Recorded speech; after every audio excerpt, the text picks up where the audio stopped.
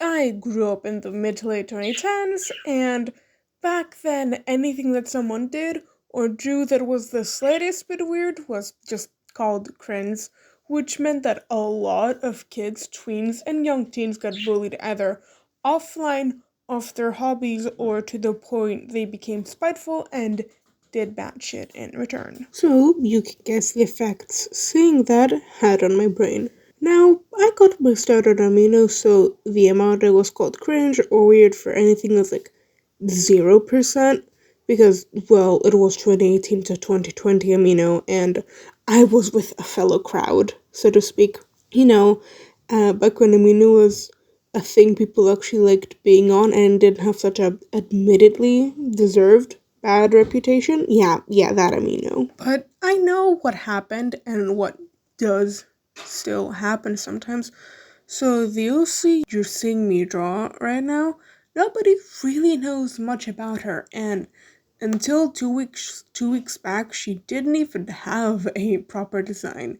She still has no canon story, just things that I know happened at some point. She is a person, but what kind of person is unclear even to me. It changes every other week. She has relationships, but I don't know where they stand or how they play out because I'm simply too afraid to explore her because I know that if I do, I'd post about her, and if I actually did post about her, I honestly don't want to take that chance. Now, I'm aware that I've gotten extremely lucky that I didn't post a character before I knew what to avoid so I didn't get harassment.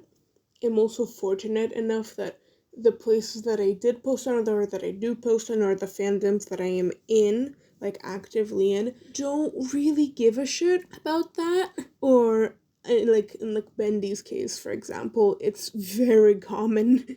It's a thing that we all just kind of do because it's fun.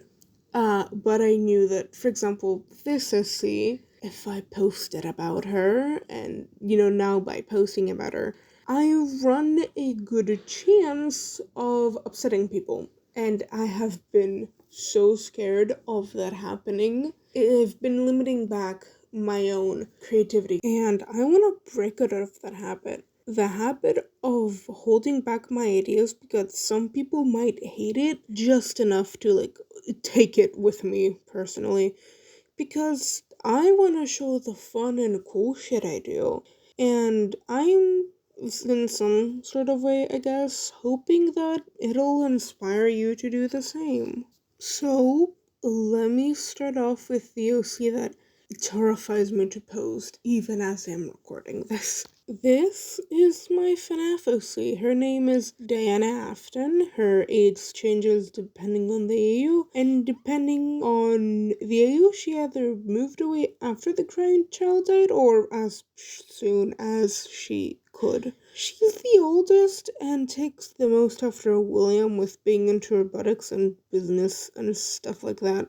Sometimes she's dating Vanessa, other times they were childhood friends that fell out. Sometimes they met later on in life. She's not meant to be plausible in canon. I don't care about FNAF canon enough to pick an interpretation or make my own solid AU and or timeline. It's too big of a mess for me to do that. I just throw shit at the wall and keep what I like. If I have to pick a canon I follow, I'd guess it's more in line with the gacha side of the FNAF fandom and what's done with it. Mostly because I was 12 to 13 when I first made her, and I was knees deep in FNAF because Bendy was starting to not have anything for me because there just wasn't anything I was interested in at the time.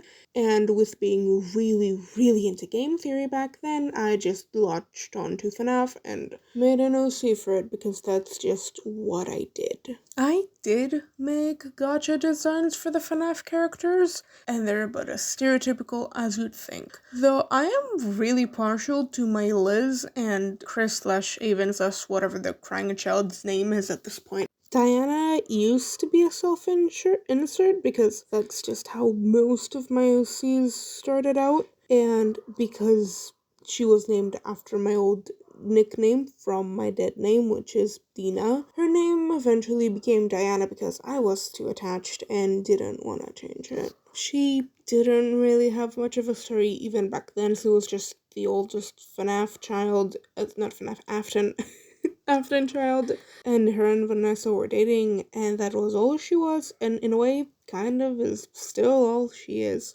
She might have a new name, a new design, a more believable story, but still, at her core, she's still just that thing I made when I was younger because I felt like it. Because I wanted to, and I could, and it was fun. I could have posted about her, about FNAF. I was balls deep in it, and especially the gacha side of it back then, and thinking about it, part of me might have wanted to, but it never outgrew that fear. But I guess now it finally has.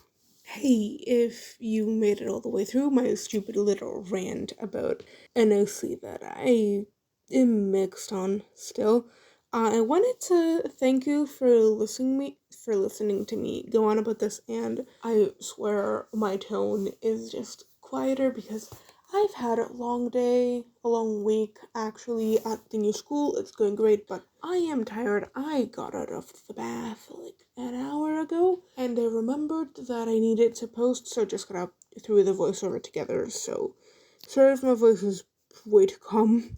I don't know which OC I'll talk about next. I might do now because she is my favorite, but because she is my favorite, I'm more nervous about doing that, but we'll see. Also, if you want to rant about your OCs or AUs or stories, please tell me. I'd love to read it. But as for right now, have a wonderful whatever time it is for you, and stay safe.